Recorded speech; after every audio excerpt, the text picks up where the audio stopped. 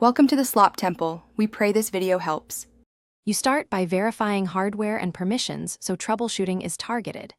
First, confirm the camera is physically connected and working in the built-in camera app. That rules out hardware faults.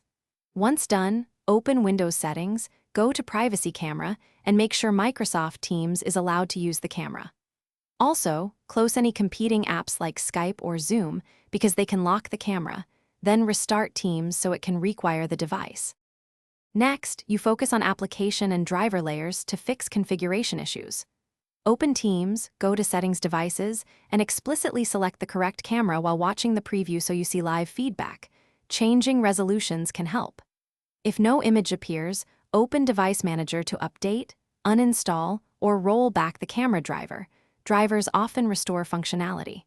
Make sure antivirus or group policies are not blocking camera access. If so, modify permissions or ask IT to adjust policies. Finally, perform closing steps to confirm the fix and prepare fallbacks. Restart your computer and Teams to ensure all new settings and drivers load, then make a test call in Teams to verify video. If the internal camera fails, plug in a known good USB camera or switch ports. That often isolates hardware versus software faults. If problems persist, collect diagnostics, Teams logs, and Windows event viewer entries.